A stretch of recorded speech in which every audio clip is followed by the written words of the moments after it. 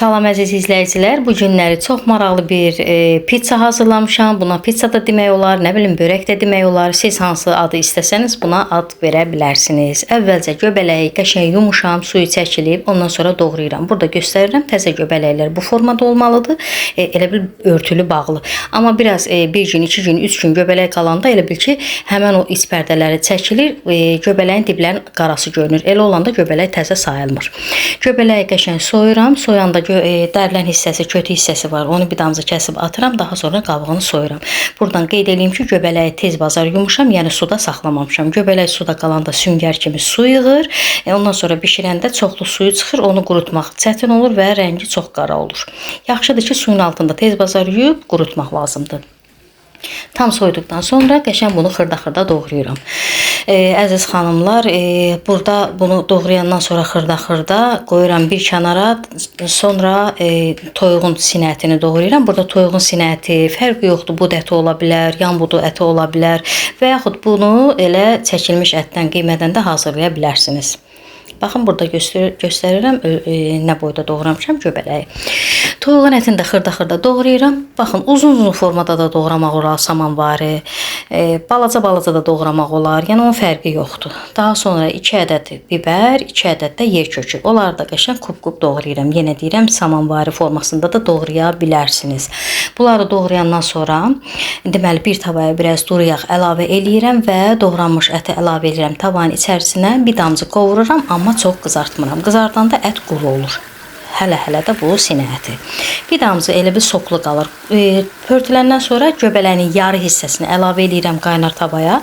O üz bu üz çevirirəm. Göbələyi hiss elədim ki, suyunu elə bil ki, suyu çıxmır. Ondan sonra qalan hissələrini də əlavə edib qovururam. Doğranmış yer kökünü, biberi də üzərindən əlavə edib qovururam. Burada baxın, göbələyin heç bir suyu çıxmadı. Ondan sonra bura damaq dadımıza görə duzunu, istiotunu əlavə edib qapağını qoyuram tavanın ki, göbələyin bişməsindən tam əmin olum. Ona görə ki, ağzı açıq qalıb, hələ də suyunu buraxmamışdı. Ona görə qapağı qoydum. Tamam bişəndən sonra tavanı götürürəm, qoyuram bir kənara, bir damcı qaynarlığı geçsin. Biraz elə bil ki, onun qaynarlığı gedənə qədər mən mayonez hazırlayıram. Mayonez burada bir armud stəkan duru yağ, yarım stəkan süd, qaşığın ucunda duz, istiot, şəkər tozu əlavə edib bunları qəşəng blenderlə qarışdırıram. Sonda buna hardasa 3-4 damcı uksus əlavə eləyirəm. Limon suyu da ola bilər. Əlimin altında limon olmadığına görə uksus əlavə elədim. Uksusunu da əvvəlcədən əlavə eləmədim ki, mayonez bərkiməz. Deməli bunları qarışdırdım. Tam qarışım mayonez halına gəldi. Yəni yumurtasız mayonezdir, qeyd edeyim mayonezimiz. Sonda uksusunu əlavə edib yenidən blenderdən keçirdim. Daha yaxşı olar ki, bu mayonezi elə bir dar, hündür qabda, yəni bir bankada zad eləsəniz daha siz üçün rahat olar. İndi mən kasada elədim, düzdür. Amma dar qabda olanda daha tez başa gəlir. Sonra burada pendirimiz var, Holland pendiri. Onu da sürtkəzdən keçirdib qoyuram kənara. Mayonezi də ki, bir kənara qoydum. Burada sizə göstərim ki, hansı lavaşdan istifadə eləyirəm. Belə uzunsov lavaşlı bir paket, düzdür. Paketin içərisində 10 dənə olur, amma hamısını istifadə etmədim. İkisini götürürəm və bunu qəşəng doğrayıram. Doğrama forması da eynən necə yuxadan ərişdə doğrayırıq, həmən formada, yəni ərişdə formasında, lapşa formasında doğrayıram. Sonra bunu əlavə eləyirəm, hansı ki göbələkli, ətli göbələk bişirmişəm onun içərisinə. Bunu əlavə eləyirəm, bir damcı qarışdırıram. Hazırladığım mayonezi bütünlükdə hamısını əlavə eləyirəm bu qarışımın içərisinə. Və bura həmən Holland pendirinin yarısını da əlavə eləmişəm. Çox təəssüf eləyirəm ki, pendiri bura əlavə eləyəndə çəkilişdə düşməyib. Bunları qəşəng bir-birinə qarışdırıram. Daha sonra listi götürürəm. Listin içərisini duru yağla yağlayıram. Ölçü olaraq uzunsov formada, yumru formada list sizin özünüzdən asılıdır. Deməli, lavaşları 3 ədəd lavaşı listin içərisinə sərirəm.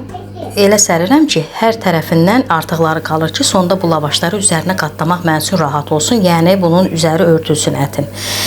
Bir-birinin üstündən baxın lavaşları sərirəm. Hətta bu lavaşı sərəndən sonra listin içərisinə bir dənə də adi lavaşı sərib altını bir damcı qalın eləmək olar. Bu 3 lavaşı yerləşdirəndən sonra bu listə sürtkəzdən keçirdiyim pendirin deməli yarı hissəsini lavaşın içərisinə listin içərisinə əlavə edirəm və tavadakı bişirdiyim göbələyə də tam hamısını əlavə edirəm listin içərisinə. Sonra pendirin yarısı ki qalmışdı. Baxın, onu da əlavə edirəm bu pendirin, daha doğrusu ətin göbələyin üzərinə pendiri yayıram. Sonra bu lavaşların hansı ki kənarlarında artıqları var, həmən artıqları qatlayıram listin üzərindən. Baxın belə bu ətin göbələyin üzərini örtmək üçün bu cür qatlayıram. Qatlayandan sonra mayonezlə də olar, məsəl üçün smetanla, xama ilə də olar. Üzərini mən, baxın burada mən burada xamadan istifadə edirəm. Hardasa 2 qaşıq, 3 xörək qaşığı xama. Keçən bunu da yayıram bu lavaşın üzərinə. Lavaşın qatlanan hissələri ki var, onların da arasına bir damcı çəkirəm ki, doğrayanda çox aralar quru qalmasın. Və sonda bir dənə lavaşın yarı hissəsini sərirəm listin üstündən. Bu yoxaların üstündən ki, üzü orta hissə biraz açıq qalıb, ona görə üstünü tamam örtürəm. Baxın, yenə də deyirəm ki, həm alt tərəfində lavaşı artıq qoymaq olar, həm üst qatında. Yəni biraz qalın istəyirsinizsə. Üzərinə də lavaşla örtdükdən sonra bizim burada yenə Holland pendirimiz var. Hardasa 250 qram pendir. Bunun üzərinə sütkəzdən keçirdib yayıb ötürürəm sobaya. 180 dərəcədə qızdırılmış soba. Sobanı deməli əvvəlcə alt gözünü yandırmışam. Sadəcə alt tərəfi bir damcı qızılı rəng alandan sonra alt üst rejimə qoymuşam. Ona görə ikisi də alt üst rejimə qoysaydım üst qızarardı, altı ağappaq lavaş qalardı ona görə.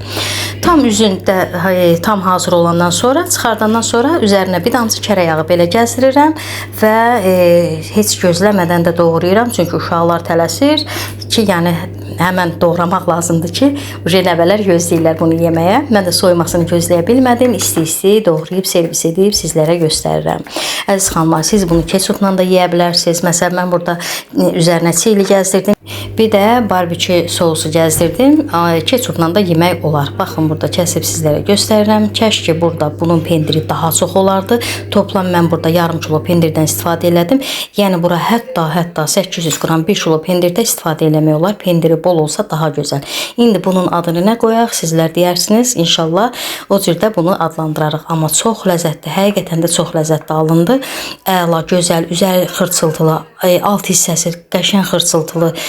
Bir sözlə mükəmməl bir pizza deyək, börək deyək, nə bilim alındı.